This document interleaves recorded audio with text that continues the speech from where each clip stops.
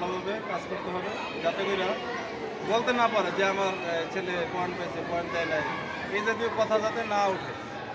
আপনার ছেলে হোক, আপনার মেয়ে হোক, এখানে আপনি কাউকে চিনবেন না। রেফারি জাজ করতে হবে এইভাবে। আমি তো এই মোটামুটি কয়েক বছর রেফারি জাজ করছি, ঠিক আছে, বিগত দিনে। অভাব থাকলেও আমাদের এটা পূরণ করতে হবে। এই অভাবটা যাতে না থাকে, আমরা চাইতেছি যে এই সৎ মানুষ যারা যারা আছে, একজন দুইজন করতে করতে আমরা 5-6 জন 10 জন বানানোর জন্য এই বিকেএফের মুখোমুখি হতে হবে না। আমাদের ম্যাটের দরকার নেই, আমাদের রেফারির দরকার নেই, স্কোর বোর্ডের দরকার নেই, সব কিছু আছে। ইয়াংকি কারাতে সেন্টার বা সিতেরীয় কারাতে ফেডারেশন, এগুলির সব কিছুই আছে আমাদের, যে একটা খেলা চালানোর জন্য যা দরকার।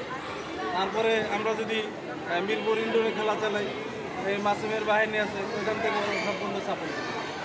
যেই জেলায় যেখানে যাই, যেমন চিটাগাঙে আমরা বিভাগীয় প্রোগ্রাম করব, ওইখানে চিটাগাঙের যে 3-4 জন আছে, এরা ওইখানে যে ইউনুস কাজল, এরা এখানে সাপোর্ট করে।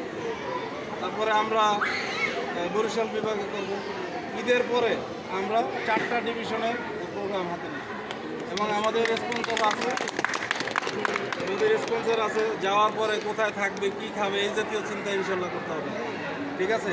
কারণ আমি চাইতেছি যে যাতে বদনাম না হয়, যে একটা বিশেষ দলকে জিতানোর জন্য রেফারিরা কাজ করে, এইভাবে জানি কোনো প্রশ্ন না ওঠে। খেলা ছোট হোক বড় হোক, এখন যে খেলে ওর কাছে এটা বড়।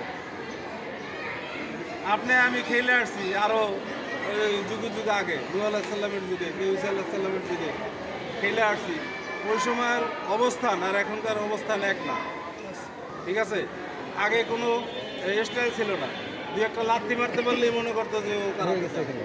এখন এটা না, এখন হলো অফিসিয়াল স্টাইল, যে আন্তর্জাতিকভাবে যে স্বীকৃত, আমরা এই স্টাইল করি। এখন আমরা এইখানে চালাই, তারপরও যে কোনো কেউ ছবি তুলে দেব যে একজনের কেস বই রয়েছে, একজনের টাই ঠিক নাই, একজনের শার্ট ঠিক নাই, ছবি তুলে পাঠাই দেবো যে এরা রেফারি করতেছে। এইগুলি খুব খেয়াল করবে, ঠিক আছে। তো এখন এমনি 10:30 বাজে, সবাইকে ধন্যবাদ, খেলা শুরু করেন।